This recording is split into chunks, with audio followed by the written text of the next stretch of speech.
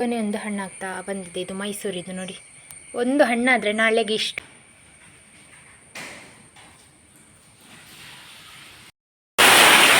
ಜೋರು ಮಳೆ. ಮಡ್ಚಿಡ್ಲಿಕ್ಕೆ ಕಷ್ಟ ಆಗ್ತದೆ, ಮತ್ತು ಹಿಟ್ಟು ನೀರಾದರೆ ಕೂಡ ಮಡ್ಚಿಡ್ಲಿಕ್ಕೆ ಕಷ್ಟ ಆಗ್ತದೆ.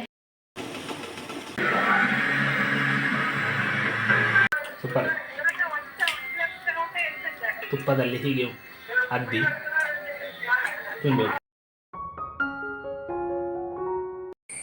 Hello guys, good morning, welcome to my new vlog. ಎಲ್ಲರೂ ಹೇಗಿದ್ದೀರಾ? ಎಲ್ಲರೂ ಆರಾಮ ಸೌಖ್ಯ ಅಂತ ಎಣಿಸ್ತೇನೆ.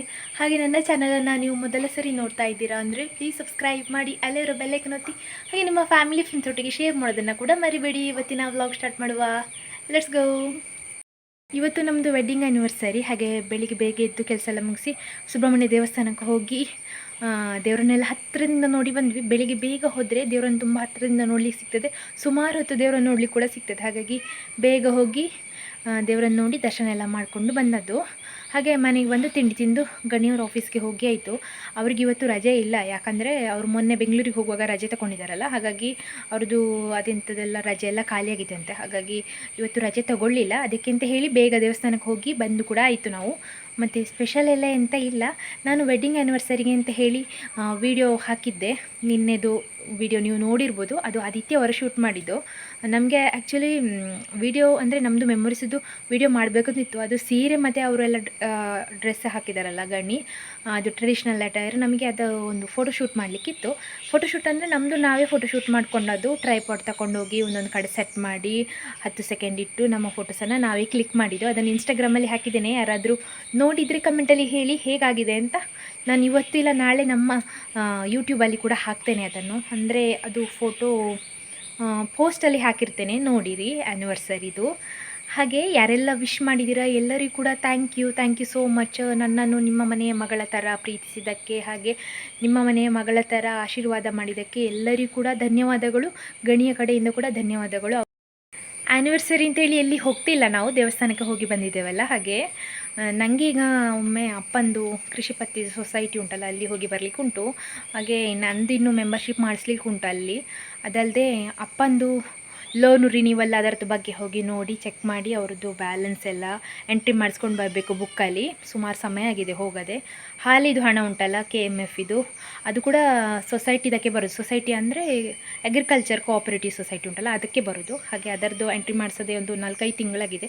ಹೋಗಿ ಬರುವ ಅಂತ ಹೇಳಿ. ಮತ್ತು ಅವ್ರದ್ದು ಲೋನ್ ರಿನಿವಲ್ ಕೂಡ ಉಂಟು, ಅದು ಕೂಡ ನೋಡಿ ಬರುವ ಅಂತ ಇದ್ದೇನೆ. ಹಾಗೆಯಾ ನಂದಿ ಆ್ಯನಿವರ್ಸರಿ ವಿಶ್ ಮಾಡೋದಿಲ್ಲ ನೀನು? ಕಳೆದ ವರ್ಷ ಇರಲೇ ಇಲ್ಲ ಇವ. ಅಂದೀಜಾ ಇಲ್ಲಿ ನೋಡೊಮ್ಮೆ. ಕೊಟ್ಟಿಗೆ ಹತ್ರ ಬಂದಿದ್ದಾನೆ. ಹಾಗೆ ಮಣ್ಣೆಲ್ಲ ಉಂಟಾಯ್ತಾ ಗೋಡೆಯಲ್ಲಿ. ಅಂದೀಜಾ ಬೆಳಿಗ್ಗೆ ಬೇಗ ಎದ್ದಿದ್ದಾನೆ. ಈಗ ಮತ್ತೆ ಮಳೆಗೆ ಪುನಃ ಎದ್ದು ಬಂದದ್ದು. ಗೊನೆ ಒಂದು ಹಣ್ಣಾಗ್ತಾ ಬಂದಿದೆ. ಇದು ಮೈಸೂರಿದು ನೋಡಿ. ಒಂದು ಹಣ್ಣಾದರೆ ನಾಳೆಗೆ ಇಷ್ಟು ಹಣ್ಣಾಗ್ತದೆ, ನಾಡಿದ್ದಕ್ಕೆ ಫುಲ್ ಹಣ್ಣಾಗ್ತದೆ. ಹಾಗೆ ಇದನ್ನು ಬೇಗ ಖಾಲಿ ಮಾಡಲಿಕ್ಕಾಗೋದಿಲ್ಲ ಅಂತ ಈ ಗೊನೆಯನ್ನು. ಆದರೆ ಇದು ಮೈಸೂರು ಹುಳಿ ಹುಳಿ ಇರ್ತದಲ್ಲ, ಮತ್ತು ಬನ್ಸ್ ಮಾಡ್ತಾರಲ್ಲ, ಅದು ಬಾಳೆಹಣ್ಣು. ನಾನು ಮೊನ್ನೆ ತೋಟ ಕ್ಲೀನ್ ಮಾಡುವಾಗ ನನಗೆ ಸಿಕ್ಕಿತ್ತು. ಅದರಲ್ಲಿ ಇದು ಅರ್ಧ ಗೊನೆ ಇರೋದು, ಇನ್ನು ಇದರ ಕೆಳಗಿದು ಪಾರ್ಟ್ ಉಂಟಲ್ಲ ಮಂಗಗಳು ತಿಂದಾಗಿದೆ. ನಾನು ಸೊಸೈಟಿಗೆ ಬರ್ತಾ ಇಲ್ಲಿ ದೇವಸ್ಥಾನಕ್ಕೆ ಕೂಡ ಬಂದೆ. ಬಿಳಿನೆಲೆ ಗೋಪಾಲಕೃಷ್ಣ ದೇವಸ್ಥಾನ ಉಂಟಲ್ಲ, ನಮ್ಮದು ಗ್ರಾಮ ದೇವಸ್ಥಾನ. ಹಾಗೆ ಕೈ ಮುಗ್ದು ಹೋಗುವ ಅಂತ. ವೆದರ್ ನೋಡಿ. ಮನೆಯಿಂದ ಬರುವಾಗ ಜೋರು ಅಂದರೆ ಜೋರು ಮಳೆ. ನನ್ನ ರೈನ್ ಕೊಟ್ಟು ತೂತಾಯಿತು. ಅದೇ ಇಲ್ಲಿ ಪ್ಯಾಂಟೆಲ್ಲ ಚಂಡಿ ಆಯಿತು. ಹಾಗೆ ಸ್ವಲ್ಪ ಇಲ್ಲಿ ದೇವಸ್ಥಾನಕ್ಕೆ ಬಂದು ಕೈಕಾಲು ತೊಳ್ಕೊಂಡು ಮತ್ತೆ ಹೋಗುವ ಅಂತ ಅಂದ್ಕೊಂಡು ಬಂದೆ.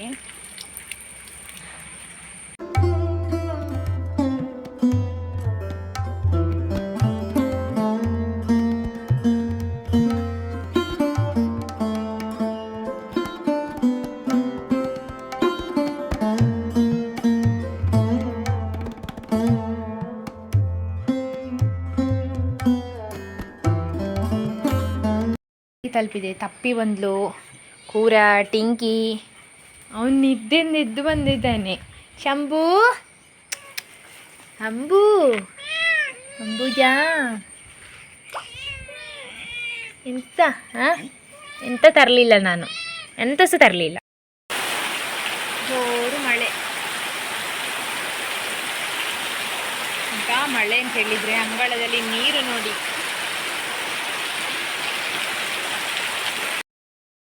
ಮಳೆ ಒಮ್ಮೆ ಬರ್ತದೆ, ನಿಲ್ತದೆ, ಸ್ವಲ್ಪ ಬಿಸಿಲು ಬರ್ತದೆ, ಮತ್ತೆ ಜೋರು ಮಳೆ. ಈ 10 ನಿಮಿಷದ ಮಳೆಯಲ್ಲಿ ಬೊಳ್ಳ ಬರ್ಬೋದು, ಅಷ್ಟು ಜೋರು ಮಳೆ ಬರ್ತದೆ.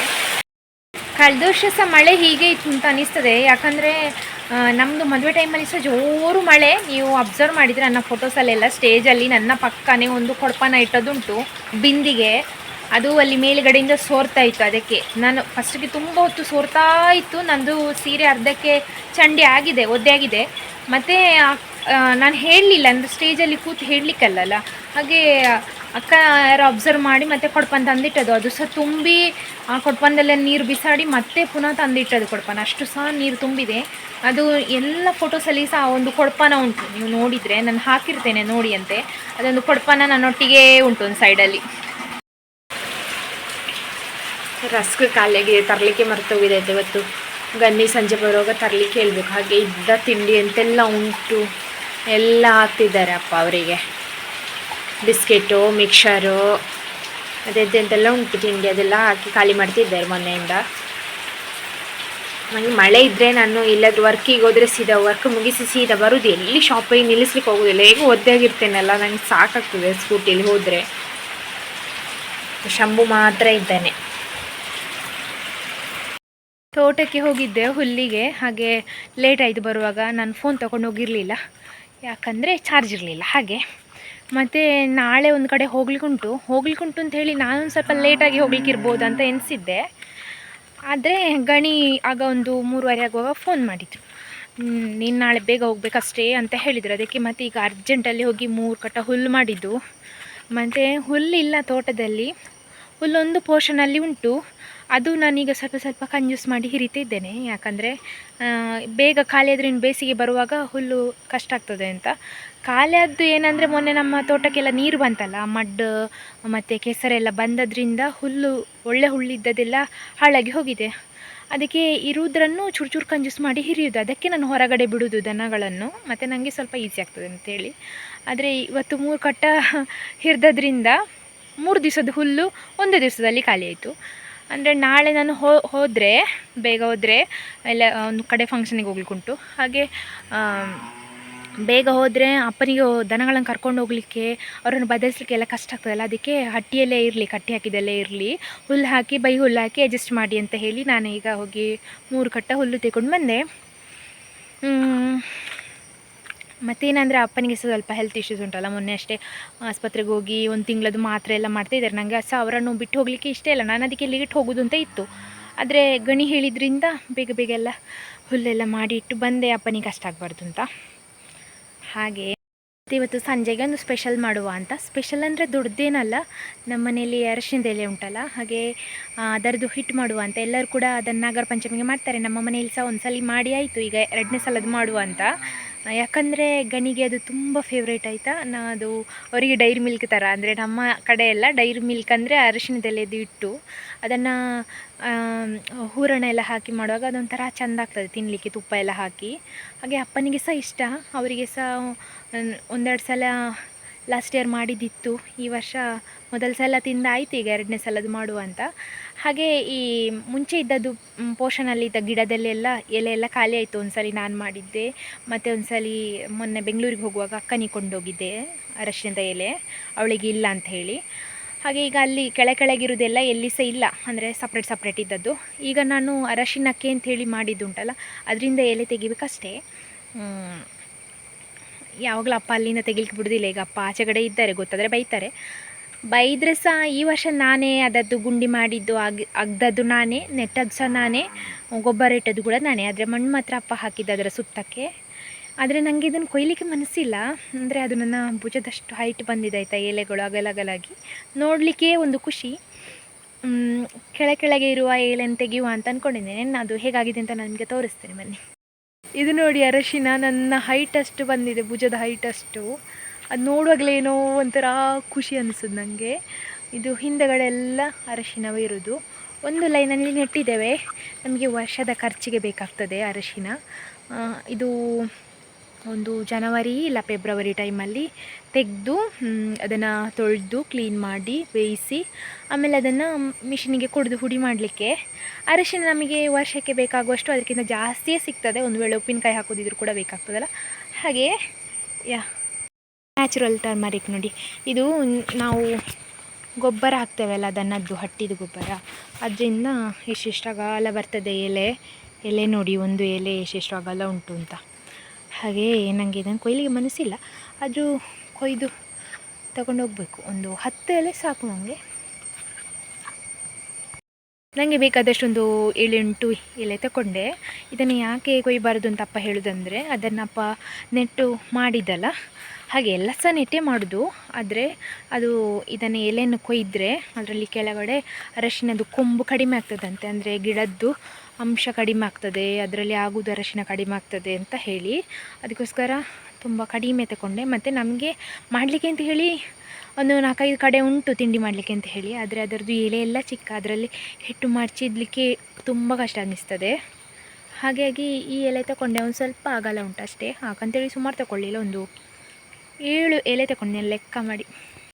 ನೋಡಿ, ನಾನು ಶ್ರಮಪಟ್ಟು ಬೇಸಿಗೆಯಲ್ಲಿ ತಗೊಂಡು ಬಂದು ಕಟ್ ಮಾಡಿ ಒಣಗಿಸಿ ಅದನ್ನು ಒಂದೊಂದು ಸೈಜಲ್ಲಿ ಕಟ್ಟಿ ಇಟ್ಟದ್ದು ಈಗ ಎಲ್ಲ ಇದರ ಕೆಳಗಡೆ ಹಾಕಿದ್ದಾರೆ ಅಪ್ಪ.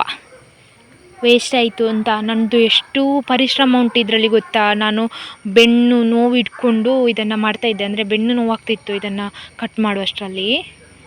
ಆದರೆ ಇದು ವೇಸ್ಟ್ ಆಯಿತು. ಆದರೆ ಒಂದು ಕಲ್ತ್ಕೊಂಡಾಗೆ ಆಯಿತು, ಈ ಥರ ಮಾಡಬಾರ್ದು, ವೇಸ್ಟ್ ಆಗ್ತದೆ ಅಂಥೇಳಿ. ರೆಡಿ ಉಂಟು, ತೊಳೆದು ತಂದಿದ್ದೇನೆ. ಮತ್ತು ಹಿಟ್ಟು ಕೂಡ ರೆಡಿ ಮಾಡಿದ್ದೇನೆ. ಲಾಸ್ಟ್ ಟೈಮ್ ಹಿಟ್ಟು ಮಾಡಿದ್ದು ಸ್ವಲ್ಪ ನೀರಾಗಿತ್ತು, ಹಾಗಾಗಿ ಸ್ವಲ್ಪ ಗಟ್ಟಿ ಮಾಡಿದ್ದೇನೆ ಈ ಸಲ. ಹೂರಣ ಕೂಡ ರೆಡಿ ಉಂಟು. ಸ್ವಲ್ಪ ಬೆಲ್ಲ ಜಾಸ್ತಿ ಹಾಕಿದ್ದೇನೆ, ಬೆಲ್ಲ ಜಾಸ್ತಿ ಹಾಕಿದರೆ ಸಿಹಿ ಸ್ವಲ್ಪ ಜಾಸ್ತಿ ಆಗ್ತದೆ ಅಂತ ಹೇಳಿ. ಸೇಮ್ ನೀವು ಮೋದಕ ಹೇಗೆ ಮಾಡ್ತೀರಲ್ಲ ಅದೇ ಥರ, ಆದರೆ ನಾವು ಎಲೆಯಲ್ಲಿ ಹೀಗೆ ಉದ್ದಕ್ಕೆ ಹಿಟ್ಟು ಹಾಕಿ ಆಮೇಲೆ ಅದಕ್ಕೆ ಹೂರಣ ಹಾಕಿ ಈ ಥರ ಮಡಚಿಡೋದು. ಅದು ಹಾಕಿ ನನ್ನ ಹತ್ರ ಅಷ್ಟು ಕರೆಕ್ಟ್ ಟ್ರೈಪಾಡ್ ಇಲ್ಲ, ಇಲ್ಲಾದರೆ ನಿಮಗೆ ನಾನು ಹೇಗೆ ಅಂತ ತೋರಿಸ್ತಾ ಇದ್ದೆ, ಟ್ರೈ ಮಾಡ್ತೇನೆ. ಸೊ ಈ ಥರ ಇದನ್ನೆಲ್ಲ ನೀಟಾಗಿ ಮಡಚಿಡಬೇಕು. ಎಲೆ ಚಿಕ್ಕದಾದರೆ ಮಡಚಿಡ್ಲಿಕ್ಕೆ ಕಷ್ಟ ಆಗ್ತದೆ, ಮತ್ತು ಹಿಟ್ಟು ನೀರಾದರೆ ಕೂಡ ಮಡಚಿಡ್ಲಿಕ್ಕೆ ಕಷ್ಟ ಆಗ್ತದೆ. ಹಾಗಾಗಿ ಸ್ವಲ್ಪ ಅಗಲದ ಎಲೆ ಒಳ್ಳೆಯದಾಗ್ತದೆ ಅಂತೇಳಿ ನಾನು ಅಗಲದ ಎಲೆ ತಗೊಂಡು ಬಂದದ್ದು. ಈ ಥರ ಮಡಚಿ ಇಡಬೇಕು ಇದರೊಳಗಡೆ ಹೂರಣ ಒಟ್ಟಿಗೆ ಹಿಟ್ಟನ್ನು. ಆಮೇಲೆ ಒಂದು 15 ಮಿನಿಟ್ಸ್ ಬೇಯಿಸಿದರೆ ಆಯಿತು. ಇನ್ನು ಒಂದು ಮಾಡಲಿಕ್ಕೆ ಉಂಟು, ಈಗಲೇ ಇದರಲ್ಲಿ ಹಬೆ ಬರ್ತಾ ಉಂಟು ನೋಡಿ ಅಂತೆ. ನನಗೆ ಒಲೆ ಹತ್ರ ಮಾಡ್ಕೊಳ್ಳಿಕ್ಕೆ ಕಷ್ಟ ಆಗ್ತದೆ, ಯಾಕಂದರೆ ಎರಡೆರಡು ಸಲ ಕೈ ತೊಳ್ಕೊಳ್ಬೇಕು ಮಾಡಬೇಕು. ಅಂದರೆ ಇಬ್ಬರಿದ್ರೆ ಈಸಿ ಆಗ್ತದೆ, ನಾನು ಒಬ್ಬಳೇ ಇದ್ದೇನಲ್ಲ, ಹಾಗಾಗಿ ಕೈ ತೊಳ್ಕೊಳ್ಬೇಕು, ಹೂರಣ ಹಾಕಬೇಕು, ಮತ್ತು ಇನ್ನೊಂದು ಎಲೆ ತಗೊಳ್ಬೇಕು, ಎಣ್ಣೆ ಹಾಕಬೇಕು, ಅದರ ಮೇಲೆ ಹಿಟ್ಟು ಹಾಕಬೇಕು. ಹಾಗೆ ಆಗ್ತಾ ಮಾಡ್ತಿದ್ದೀನಿ. ಆಲ್ಮೋಸ್ಟ್ ಆಯಿತು.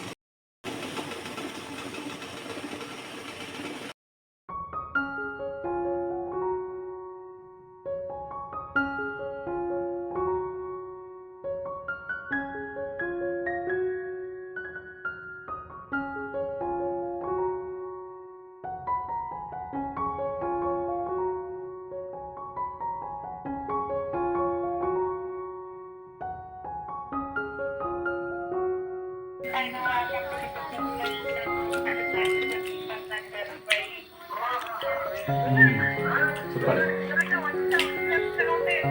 ತುಪ್ಪದಲ್ಲಿ ಹೀಗೆ ಅದ್ದಿ ತಿನ್ಬೋದು.